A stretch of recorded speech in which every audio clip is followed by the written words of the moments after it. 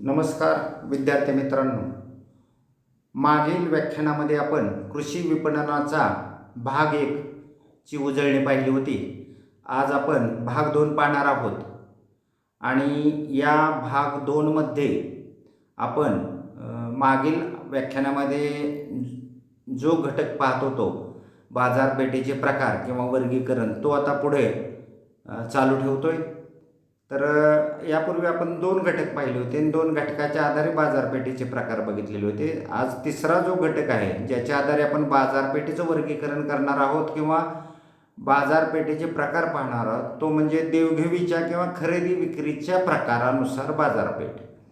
तर देवघेव किंवा खरेदी विक्रीच्या प्रकारानुसार बाजारपेठेचे एकूण 2 प्रकार साधारणतः पडतात आणि हे 2 प्रकार म्हणजे एक म्हणजे नगदी किंवा रोखीची बाजारपेठ आणि दुसरा प्रकार आहे तो म्हणजे वायदे बाजारपेठ.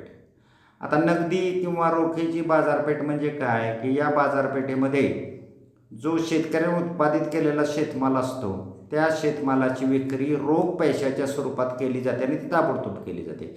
म्हणजे आर्थिक व्यवहार जो आहे तो लगेचच किंवा अतिशय थोड्या अवधीत अल्पावधीतच तो पूर्ण करायचा असतो, म्हणून त्याला नगदी किंवा रोखीची बाजारपेठ म्हणतात. कारण माल विकायचा आणि पैसे घ्यायचे, ताबडतोब रोखीने पैसे तो माल विकायचा. तर हा झाला पहिला प्रकार. आता दुसरा जो प्रकार आहे तो वायदे बाजारपेठ. वायदे बाजारपेठेमध्ये तुमच्या शेतमालाच्या खरेदी विक्रीचा जो व्यवहार आहे तो भविष्यात पूर्ण करणार असा करार केला जातो, ज्याला आपण वायदा म्हणतो. म्हणजे वायदा केला जातो की मी अमुक किमतीला तुझा एवढा एवढा माल खरेदी करेल. तर हे झालं वायदा बाजारपेठ की ज्याचा व्यवहार ताबडतोब न होता भविष्यात पूर्ण केला जातो, म्हणून त्याला म्हणायचं वायदा किंवा वायदे बाजारपेठ.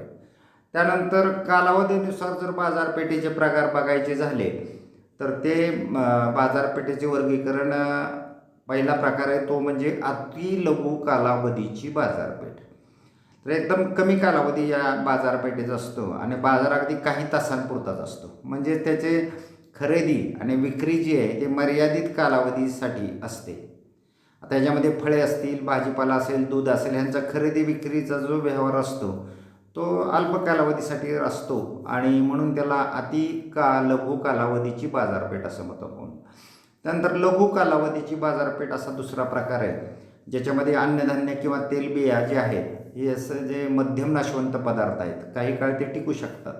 तर अशा पदार्थांची खरेदी विक्री या बाजारपेठेमध्ये केली जाते.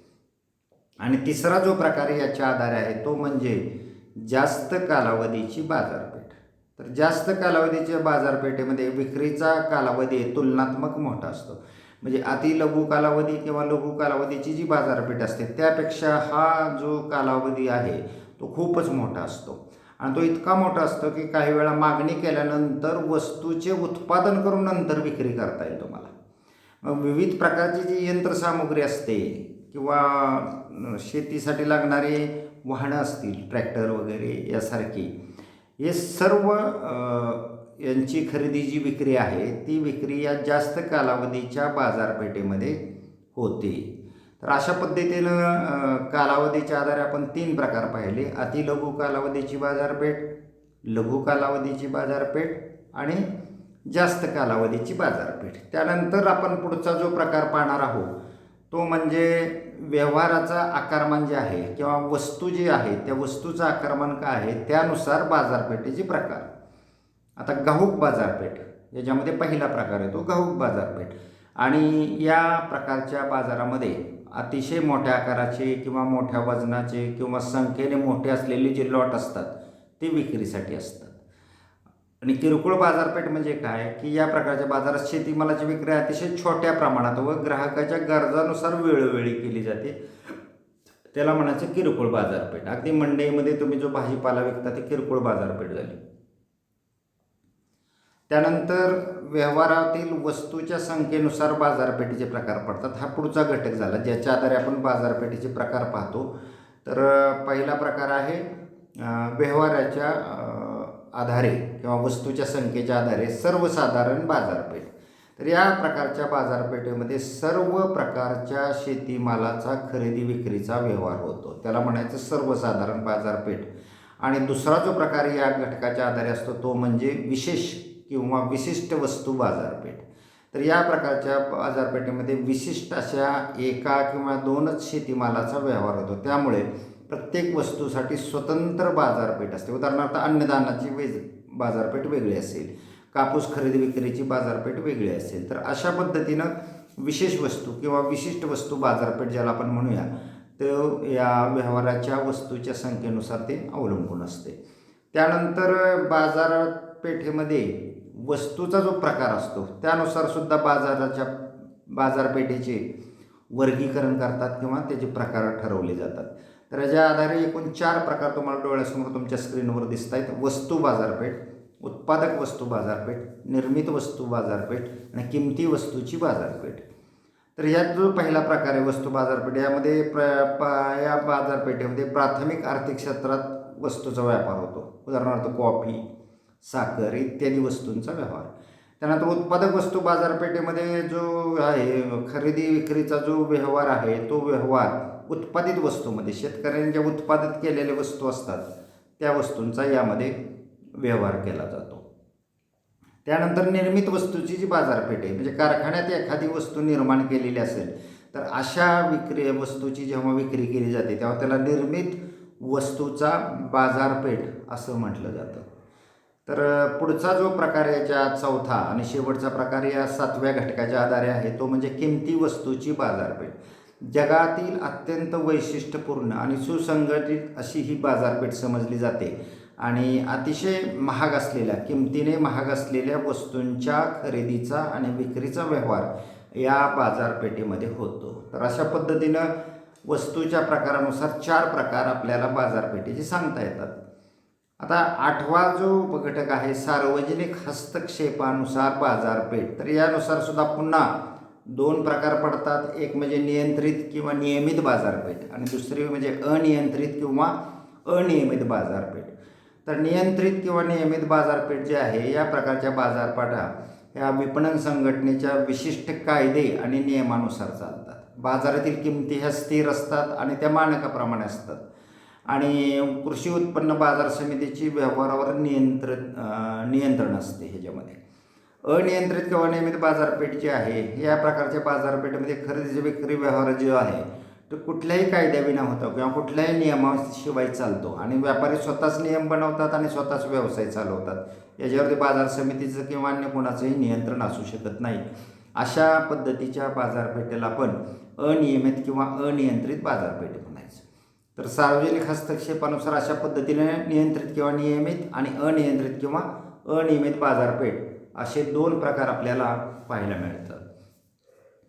आता विपणनाची जी अवस्था आहे किंवा विपणनाची जी टप्पा आहे त्या टप्प्यानुसार सुद्धा बाजारपेठेचं आपल्याला वर्गीकरण करता येतं आणि या घटकानुसार बाजारपेठेचं जे वर्गीकरण आहे ते वर्गीकरण प्रामुख्यानं 2 प्रकारामध्ये आपण करतो. एक म्हणजे उत्पादित बाजारपेठ. आता एका बाजारपेठेपासून दुसऱ्या बाजारपेठेसाठी माल वितरित केला जातो व त्याचा वापर पुढील उत्पादनासाठी केला जातो, त्याला म्हणायचं उत्पादित बाजारपेठ. आणि दुसरं जे आहे तो ग्राहक बाजारपेठ, म्हणजे उत्पादक पुरेशा प्रमाणात असलेल्या व मोठ्या लोकसंख्येच्या भागात ही बाजारपेठ अस्तित्वात असते आणि शेतमालाची विक्री ही उपभोक्त्यांना केली जाते. सरळ ग्राहकांना विक्री केली जाते म्हणून ते ग्राहक बाजारपेठ असं त्याला संबोधलं जातं किंवा म्हटलं जातं. तर विपणनाची जी अवस्था आहे किंवा विपणनाचे जे टप्पे आहेत त्याप्रमाणे अशा पद्धतीनं त्या मुद्द्याच्या आधारे आपल्याला 2 प्रकारे बाजारपेठेचे प्रकार पाहता येतात की उत्पादित बाजारपेठ आणि ग्राहक बाजारपेठ. आता स्पर्धा प्रत्येक ठिकाणी असते, प्रत्येक व्यवसायात स्पर्धा असते. त्याप्रमाणे स्पर्धेचं जे प्रमाण आहे त्या प्रमाणानुसार जर बाजारपेठेचे प्रकार पाहायचे झाले तर त्याच्यामध्ये सुद्धा परत वेगवेगळे प्रकार आहेत. एक आकडा त्याच्यामध्ये आपण पाहतोय तुमच्यापुढे दिसतोय तो म्हणजे परिपूर्ण बाजारपेठ. आता विक्रेते आणि ग्राहक यांना खरेदी विक्री किमतीची पूर्ण माहिती अथवा जाणीव असते अशा प्रकारची जी बाजारपेठ असते ती बाजारपेठ म्हणजे परिपूर्ण बाजारपेठ. कोणताही ग्राहक कोणत्याही विक्रेत्याकडून शेतीमाल खरेदी करू शकतो अशा बाजारपेठेस परिपूर्ण बाजारपेठ असं म्हणतात. बाजाराच्या या प्रकारामध्ये कोणत्याही ठिकाणी एका ठराविक वेळेत मालास विशिष्ट किंमत मिळते. त्यानंतर अपरिपूर्ण बाजारपेठ हा दुसरा प्रकार आहे स्पर्धेच्या प्रमाणानुसार जे बाजारपेठेचे आपण प्रकार बघतो त्यामध्ये. आणि यानुसार या प्रकारच्या बाजारात विक्रेते आणि ग्राहक यांना खरेदी विक्रीच्या किमतीची अजिबात माहिती नसते. अपरिपूर्ण बाजारपेठेचे पुन्हा उपप्रकार पडतात. आता त्याच्यामध्ये पहिला प्रकार आहे एकाधिकार बाजारपेठ. आता या ठिकाणी केवळ एकच विक्रेता हा वस्तूच्या विक्रीचे काम करतो, म्हणून त्याला एकाधिकार, पूर्ण अधिकार त्या एका विक्रेत्याला असतो.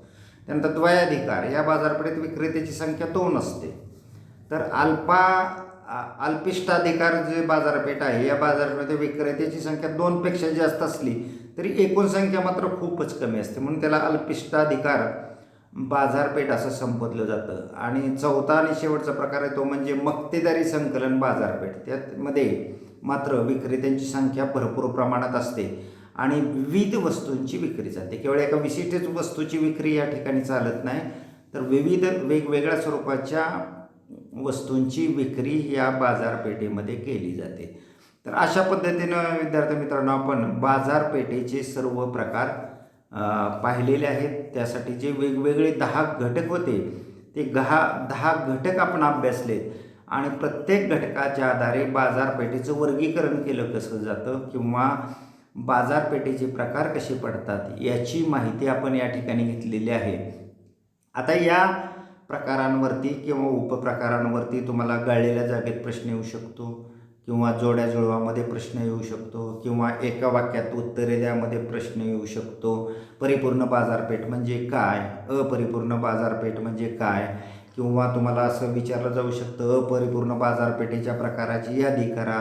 असे कोणत्याही एका घटकानुसार तुम्हाला बाजारपेठेचं वर्गीकरण करा असा प्रश्न तुम्हाला लघुउत्तरी प्रश्नात येऊ शकतो. उदाहरणार्थ आता इथं तुमच्या डोळ्यासमोर आहे स्पर्धेच्या प्रमाणानुसार बाजारपेठेचे प्रकार. तर तुम्हाला प्रश्न असा विचारला जाईल की स्पर्धेच्या प्रमाणानुसार बाजारपेठेचे प्रकार कोणते आहेत, थोडक्यात वर्णन करा. तर हे 3 किंवा 4 मार्काला प्रश्न तुम्हाला अशा पद्धतीने येऊ शकतो. किंवा चुकी बरोबरमध्ये सुद्धा याच्यावरती तुम्हाला एखादी व्याख्या किंवा अर्थ सांगून ते चुकी बरोबर आहे त्याची माहिती या ठिकाणी तुम्हाला विचारली जाऊ शकते. तर जे बाजारपेठेचे प्रकार आहेत त्याच्यामध्ये सर्व ठिकाणी प्रश्न टाकण्यासाठी तुम्हाला वाव आहे. अगदी प्रत्येक ठिकाणी त्या ठिकाणी प्रश्न तुम्हाला पडतो.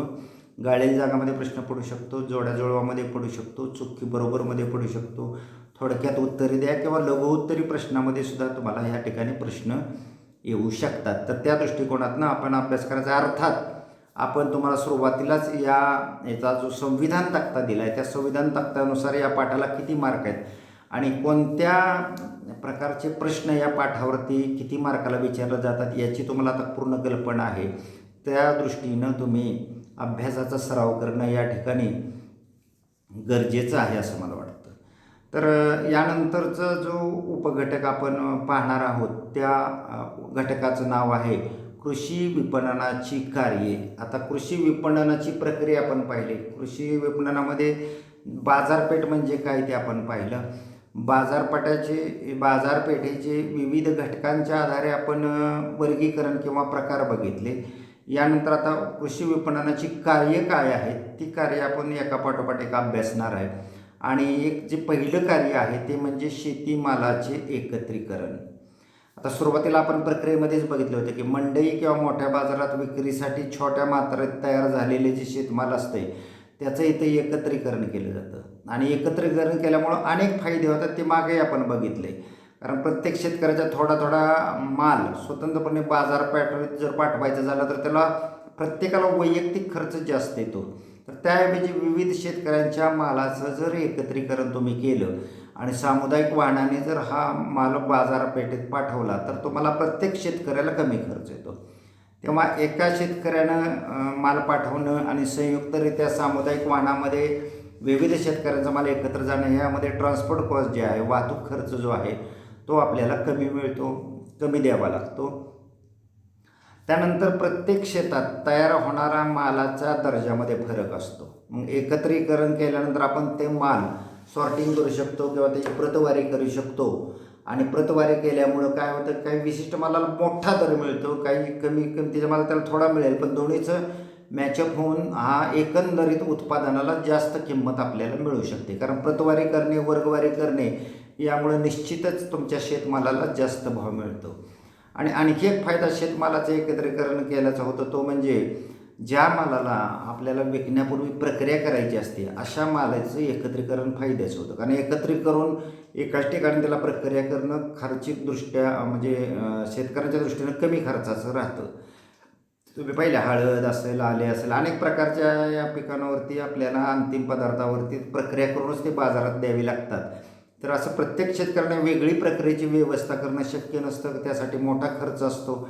सामुदायिकरित्या एकत्र माल करून एका ठिकाणी जर त्याच्यावर प्रक्रिया केली तर प्रत्येक शेतकऱ्यावर तो खर्च विभागला जातो आणि त्यामुळं शेतकऱ्याला एकंदरीत येणारा जो खर्च आहे तो खर्च जो आहे तो खर्च तुलनात्मक कमी राहतो.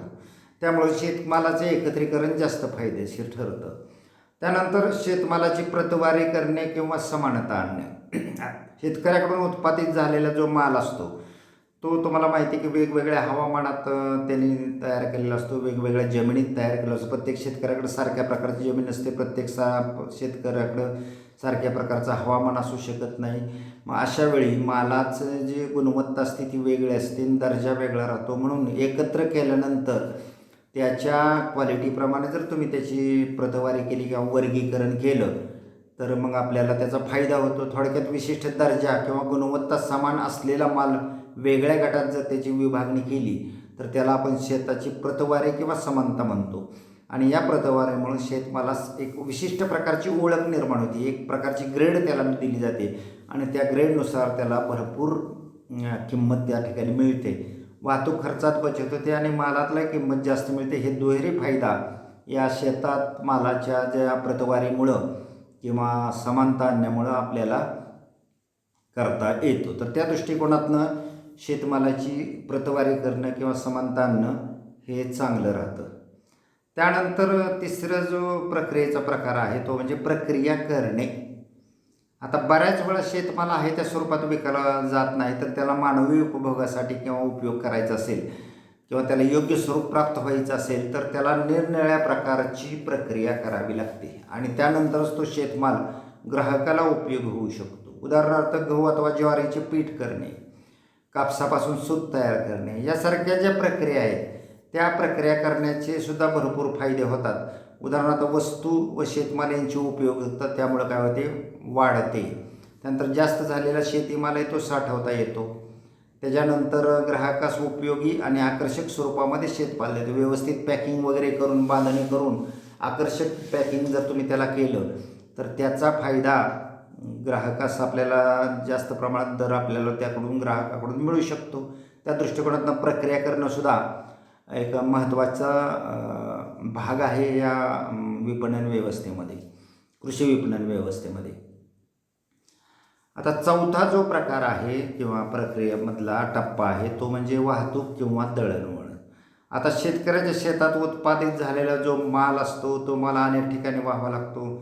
स्वतः शेतकऱ्याच्या शेतातून त्याच्या घरापुढं आणावा लागतो किंवा विविध बाजारपेठेमध्ये तो पाठवायचा असतो. वस्तूच्या किंवा शेतमालाच्या उपभोगाच्या ठिकाणापर्यंत तो माल रवाना करायचा म्हणजेच वाहतूक करायची किंवा दळणवळण करायची.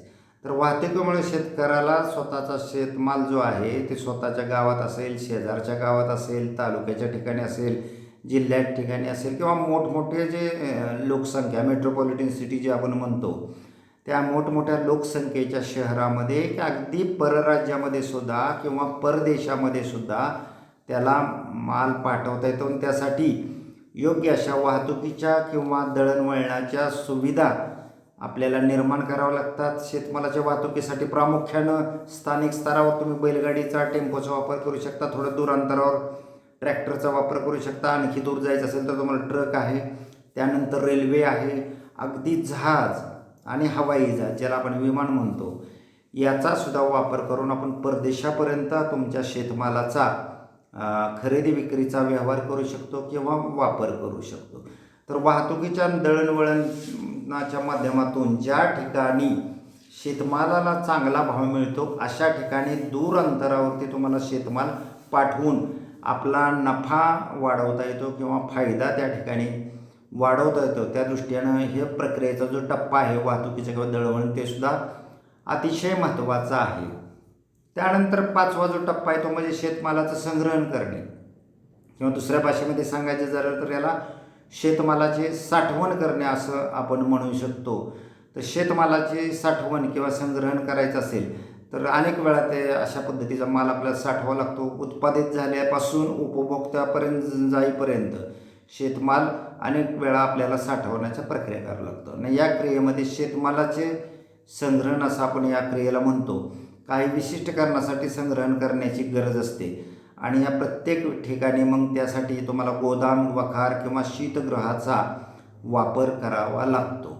तर त्याकरिता मग तुम्हाला योग्य ते बांधकाम करावं लागतं की जेणेकरून हवामान अनुकूल असताना शेतमाल त्या गोदामापर्यंत तुम्हाला कोणतंही नुकसान न पोचवता येतो. शीतगृह असेल तर त्या ठिकाणी तुम्हाला शीतकरणाची सुविधा उपलब्ध करावी, ज्याला आपण कोल्ड स्टोरेज इंग्रजीमध्ये म्हणतो.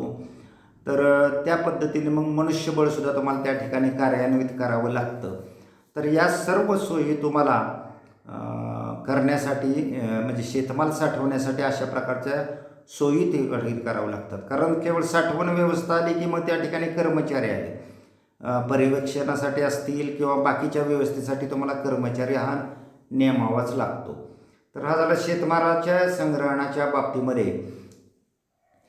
त्यानंतर विपणन व्यवस्थेमध्ये पतपुरवठासुद्धा फार महत्त्वाचा घटक असतो. तर कृषी विपणनामध्ये अनेक अवस्थांना खर्च करावा लागतो. त्यामुळं काय होतं, पैशाची किंवा रोख रकमेची गरज शेतकऱ्याला वरचेवर लागते. शेतकरी स्वतः खर्च करत नसल्यामुळं मग त्याला योग्य दराने कर्ज पुरवठा किंवा पतपुरवठा करणं गरजेचं असतं.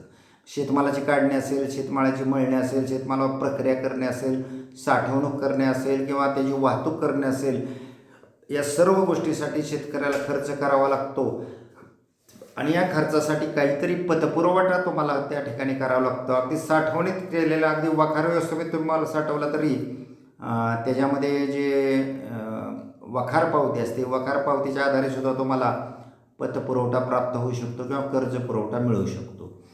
त्यानंतरचा जो घटक आहे तो घटक म्हणजे विक्री. आता शेतमालाची खरेदी त्याचप्रमाणे विक्री हा कृषी विपणनाचा महत्त्वाचा भाग आहे. शेतकरी काय करतो, आपल्या मालाचा विनियोग कसा करायचा निर्णय तो स्वतःच घेत असतो. स्वतःच्या उपभोगासाठी शेतमाल ठेवणे, सालकरी गड्याला शेतमाल देणे, सावकाराला किंवा खेड्यातील व्यापाऱ्याला शेतमाल देणे, विविध संस्था ज्या आहेत किंवा मध्यस्थ आहेत त्यांच्यामार्फत शेतमाल विकणे, विविध बाजारपेठेमध्ये शेतमालाची विक्री करणे, असे असंख्य पर्याय शेतकऱ्यांपुढं विक्रीसाठी असतात. त्यातला योग्य पर्याय तो त्याला ज्या पद्धतीने नफा अधिक मिळेल किंवा त्याच्या गरजेनुसार काही माल त्याला विविध ठिकाणी वरील घटकांमध्ये विभागून त्याला द्यावा लागतो. तर अशा पद्धतीने विक्रीची व्यवस्था आपल्याला त्याच्यामध्ये करता येते. त्यानंतर प्रत्यक्ष वितरण किंवा वाटप. आता प्रत्यक्ष उपभोक्त्याजवळ जर वस्तू जायची असेल किंवा तुमचा शेतमाल जायचा असेल तर जी क्रिया अवलंबली जाते त्यास वितरण किंवा वाटप असं आपण म्हणायचं.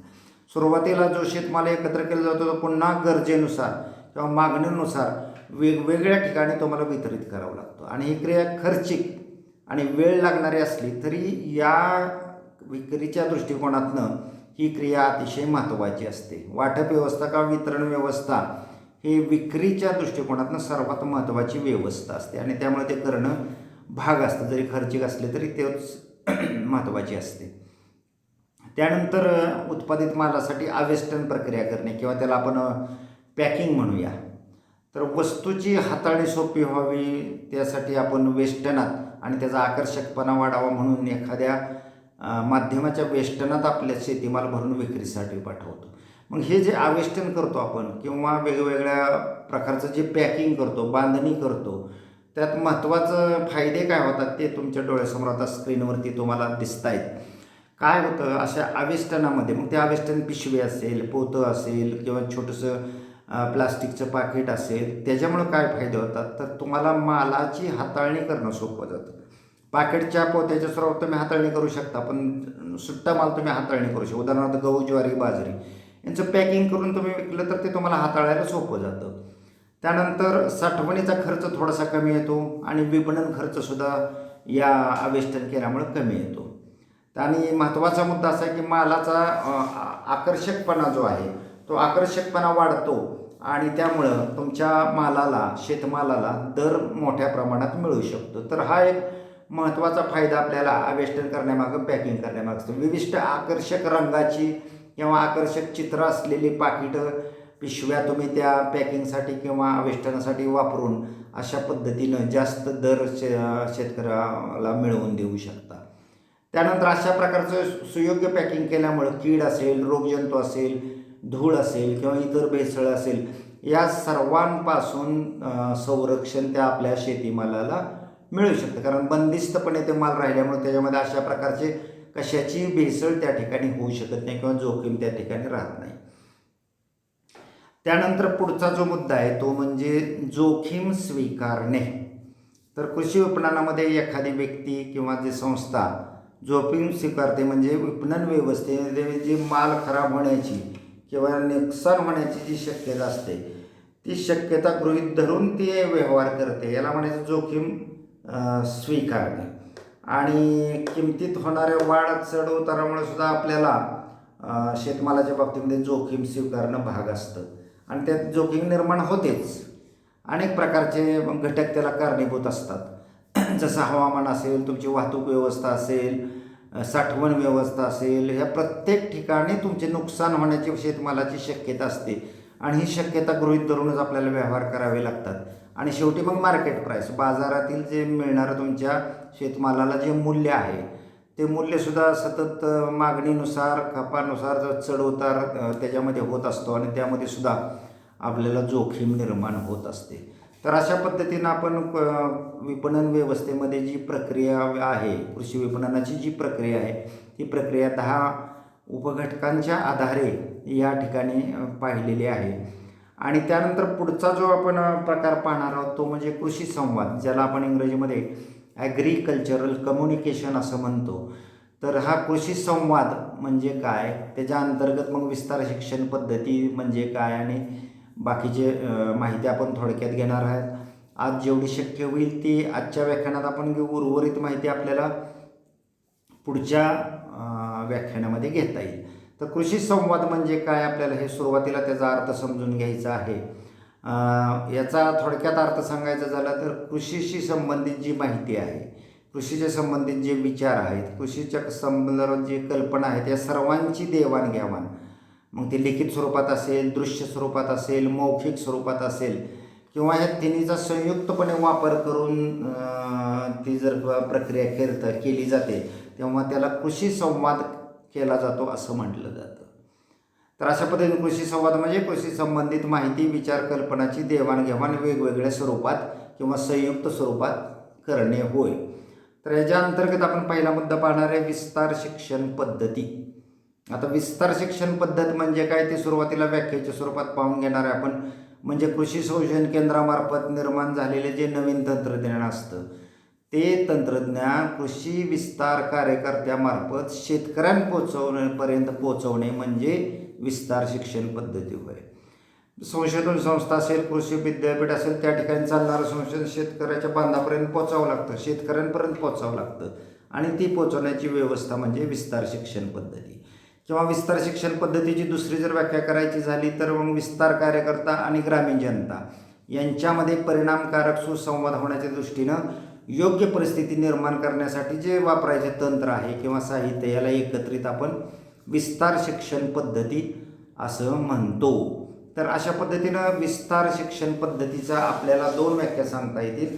विस्तार शिक्षण पद्धत म्हणजे काय, तर शेतकऱ्यापर्यंत कृषी तंत्रज्ञान पोहोचवणं. हे तंत्रज्ञान मग संशोधन संस्थेमध्ये झालेलं असेल, विद्यापीठामध्ये झालेलं असेल किंवा अन्य सामाजिक संस्थांनीच संशोधन केलेलं असेल किंवा काही खाजगी कंपन्यामार्फत संशोधन झालेलं असेल.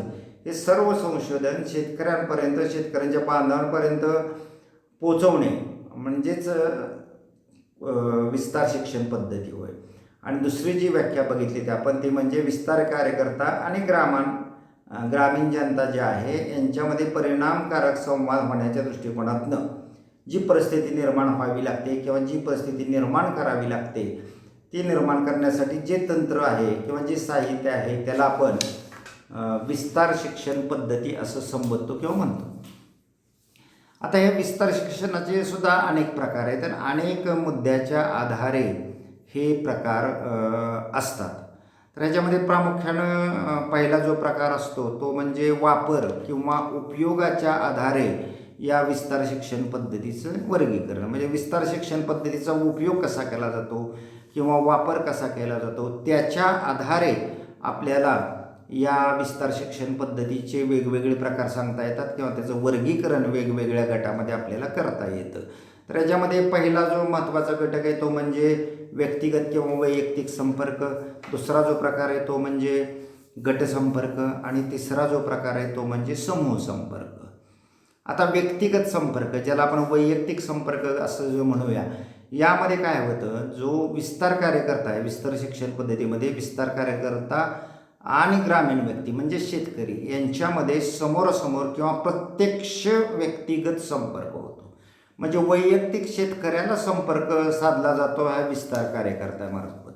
या पद्धतीमुळे काय होतं, विस्तार कार्यकर्ते आणि शेतकऱ्यांच्यामध्ये सौहार्दपूर्ण संबंधसुद्धा प्रस्थापित होतात आणि त्यामुळं विस्तार शिक्षणाचं कार्य जे परिणामकारक होतं, त्यांच्यामध्ये जे विशिष्ट संबंध निर्माण झाल्यामुळं विस्तार शिक्षणाचं कार्य परिणामकारकरित्या होण्यासाठी मदत होते.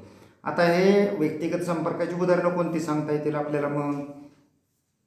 तर उदाहरणार्थ व्यक्तिगत पत्र देणे. विस्तार कार्यकर्ता व्यक्तिगत पत्र देऊ शकतो. मग ते माहितीचं असेल, सभेचं असेल किंवा इतर कोणतंही असेल, किंवा दूरध्वनीवरून संपर्क साधू शकतो तो, किंवा आता भ्रमणध्वनी आले आहेत, अतिशय फास्ट आणि अतिशय वेगानं संपर्क साधण्याचं साधनं आता निर्माण झालेली आहेत, त्याच्यामध्ये आपल्याला भ्रमणध्वनीचा उल्लेख करता येईल.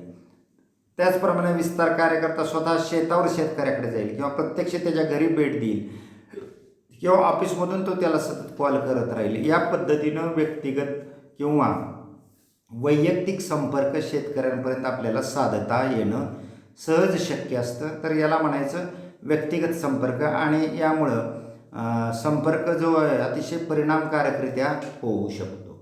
त्यानंतर दुसरा जो प्रकार आहे तो म्हणजे गटसंपर्क. आता गटसंपर्क म्हणजे काय, की 20 ते 25 व्यक्तींच्या गटाशी संपर्क साधला जातो. मग ह्या 20 ते 25 व्यक्तींचा गट कोणता असतो, की ज्यांची अडचण समान आहे, ज्यांच्या इच्छा समान आहेत, ज्यांची मशागतीची पद्धती काही, जे समान पिकं घेतात, ज्यांच्या समान अडचणी आहेत, अशा 20 ते 25 शेतकऱ्यांचा व्यक्तींचा एक गट करायचा आणि त्या गटाशी त्या विस्तार कार्यकर्त्यानं मग संपर्क करायचा. तर या पद्धतीला आपण गटसंपर्क पद्धत असं म्हणतो. तर या संपर्क पद्धतीमध्ये शेतकऱ्यांना एकमेकांच्या कल्पनांची देवाणघेवाण करता येते, एकमेकांच्या विचाराची देवाणघेवाण करता येते. अनेक शेतकरी प्रयोगशील असतात, वेगवेगळे प्रयोग आपल्या शेतात करत असतात, त्या प्रयोगाची माहिती ते दुसऱ्या शेतकऱ्याला देऊ शकतात आणि त्यातून जर काय फायदा मिळणार असेल तर त्याचा लाभ दुसऱ्या शेतकऱ्याला होतो. तसंच स्वतःच्या अडचणीवर सुद्धा शेतकऱ्यांना चर्चा करता येते. सपोज ऊस पिकवणारे काही 20-25 शेतकरी असतील, त्यांना जर तुम्ही एकत्र केलं तर त्याच्या मशागतीच्या पद्धतीची, त्याच्या काढणीच्या पद्धतीची किंवा अन्य प्रकारचे काही अडचण असतील, खत व्यवस्थापन असेल, पाणी व्यवस्थापन असेल, एकमेकाच्या अनुभवाची देवाणघेवाण केल्यामुळं तुम्हाला एकमेकाच्या अडचणीवरती तिथंसुद्धा तुम्हाला कल्पना मिळू शकतात आणि तांत्रिक मार्गदर्शन मिळू शकतं. कारण प्रत्येकजण आपापल्या अनुभवाच्याद्वारे विविध प्रकारचं ज्ञान प्राप्त करत असतो. प्रत्येकाचं ज्ञान कमी जास्त प्रमाणात वेगळं असतं. ज्याला कमी ज्ञान असतं त्याला अधिक ज्ञान इतर शेतकऱ्यांकडून अशा गटसंपर्काच्या माध्यमातून प्राप्त होऊ शकतं आणि त्या दृष्टिकोनातनं गटसंपर्क पद्धत ही अतिशय महत्त्वाची आहे. आणि व्यक्तिगत संपर्कामध्ये वेळ जास्त जातो. प्रत्येक व्यक्तीला भेटण्यासाठी जायचं झालं तर ग्रामीण जो विस्तार कार्यकर्ता आहे त्याला फारसं वेळ देता येत नाही. त्या दृष्टिकोनात गटसंपर्कच जर केला त्यांनी तर तो आणखी फायदेशीर होतो. आणि याचं जर उदाहरण द्यायचं झालं तर तुम्हाला तर शेतावरती सहली असतात, प्रात्यक्षिकं असतील, सभा असेल, मीटिंग असेल, ही सर्व जी उदाहरणं आहेत ती गटसंपर्क पद्धतीची उदाहरणे आहेत. त्यानंतर विद्यार्थी मित्रांनो आपण पाहणार आहे तो म्हणजे समूह संपर्क पद्धत. आता आणखी मोठ्या प्रकारचा हा समूह संपर्क असतो. नवीन शेती किंवा शेतीविषयीचं जे आधुनिक तंत्रज्ञान आहे ज्याचा झटपट प्रसार करायचा असेल, कमी वेळेत जास्त लोकांपर्यंत पोहोचायचं असेल तर त्यासाठी समूह संपर्क हे अतिशय उपयुक्त असं माध्यम आहे. आणि या पद्धतीमुळं काय होतं, एकाच वेळी लाखो व्यक्तींच्या समूहाशी आपण संपर्क करू शकतो. आता शेती तंत्रज्ञानाची जाणीव निर्माण करण्यासाठी सुद्धा या पद्धतीचा फार मोठ्या प्रमाणात उपयोग होतो. उदाहरणार्थ आता दूरदर्शन असेल, टेलिव्हिजन ज्याला आपण म्हणतो, ज्याच्यावरती तुम्हाला प्रात्यक्षिक तुम्ही शकता. Saying is believing. प्रत्यक्ष पाहिल्यानंतर आणखी तुमच्या शेतकऱ्यांचा त्या पर्टिक्युलरली प्रयोगावरती जास्त विश्वास बसतो. तसंच आकाशवाणी, रेडिओवरनं आपल्याला माहिती देता येते. जत्रेच्या ठिकाणी तुम्ही माहिती देऊ शकता. काही लघुपट तुम्ही तयार करून सिनेमागृहामध्ये तुम्ही ते पाठवू शकता, किंवा वेगवेगळ्या प्रकारची भित्तीपत्रक आणि फलक वापरून एकाच वेळी अनेक शेतकऱ्यांपर्यंत तुम्ही माहिती पोहोचू शकते. भित्तीपत्रक किंवा फलक तुम्ही सामुदायिक गर्दीच्या ठिकाणी, मग रेल्वे स्टेशन असेल, एस टी स्टँड असेल, चौक असेल, अशा ठिकाणी जर ठळक अक्षरात, जर मोठ्या अक्षरात जर तुम्ही लावले तर ते जास्तीत जास्त लोक एकाच वेळी बघू शकतात आणि अशा समूह संपर्काचा उपयोग तुम्हाला त्या दृष्टिकोनातनं होतो. तर हे झालं समूह संपर्काच्या बाबतीमध्ये. तर हे झालं पहिला प्रकार, वापरावरनं किंवा उपयोगावरनं वर्गीकरण. त्यानंतर विस्तार शिक्षण पद्धतीचं त्याच्या स्वरूपावरनं सुद्धा आपल्याला वर्गीकरण करता येतं. आणि छापील किंवा लिखित पद्धत जी असते या पद्धतीमध्ये आपल्याला लेखी माहितीद्वारे आधुनिक शेती तंत्रज्ञान जे आहे ते शेतकऱ्यांपर्यंत पोहोचायचं. मग हस्तपत्रक असेल, व्यक्तिगत पत्र असेल, परिपत्रक असेल, माहिती पुस्तिका असेल किंवा भित्तीपत्रक असेल, ही सर्व छापील माध्यमे आहेत ज्याच्याद्वारे तुम्हाला तुमच्या उत्पादनाची, शेतीची किंवा शेतीच्या संबंधित यंत्रसामुग्री असेल, जे काही तुमचं उत्पादन असेल त्याची माहिती छापील किंवा लिखित स्वरूपामध्ये शेतकऱ्यांपर्यंत पोहोचवता येते. त्यानंतर दुसरा प्रकार ह्याच्या बाबतीमध्ये सांगायचं झालं तर श्राव्य किंवा संभाषण. तर आधुनिक कृषी तंत्रज्ञानाची माहिती ऐकू स्वरूपामध्ये आपल्याला पोहोचवायची, श्राव्य स्वरूपामध्ये पोहोचवायची. मग सभेमध्ये तुम्ही भाषण करून माहिती देऊ शकता, दूरध्वनी संभाषण करून माहिती देऊ शकता, ही ऐकू माहिती झाली. आकाशवाणी किंवा रेडिओवरनं संभाषण करू शकता.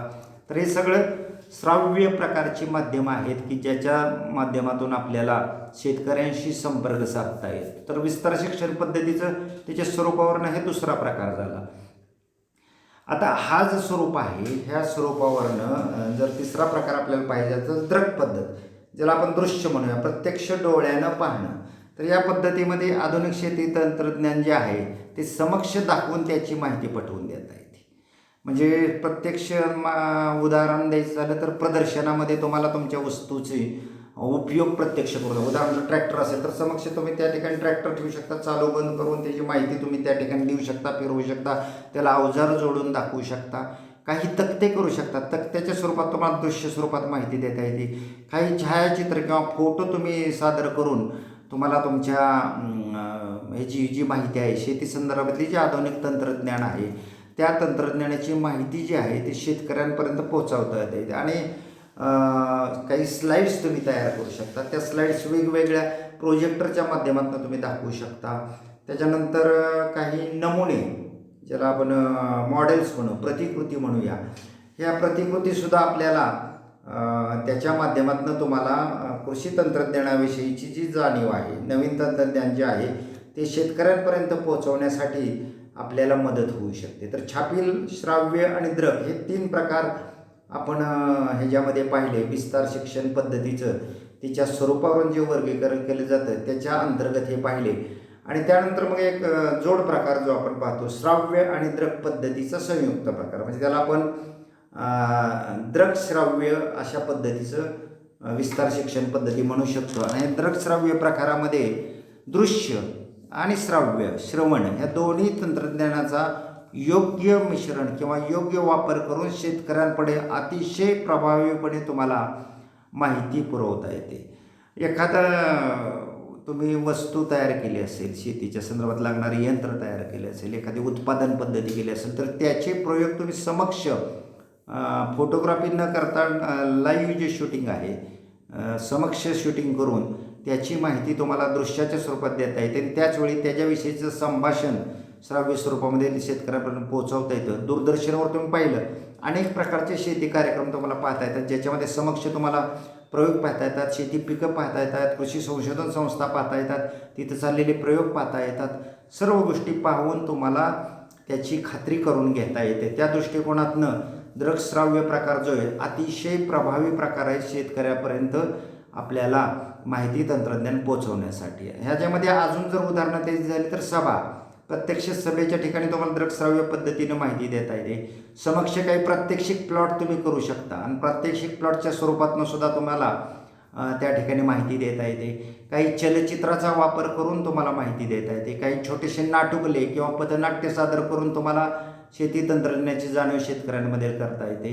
संगणक असेल, DVD प्लेअर असेल, त्याचा वापर करून सुद्धा तुम्हाला माहिती संग्रहित करून ते योग्य पद्धतीनं तुम्हाला शेतकऱ्यांपर्यंत पोहोचवते. तर अशा पद्धतीने विद्यार्थी मित्रांनो आजचा दुसरा भाग आपण कृषी विपणनाचा घेतलेला आहे.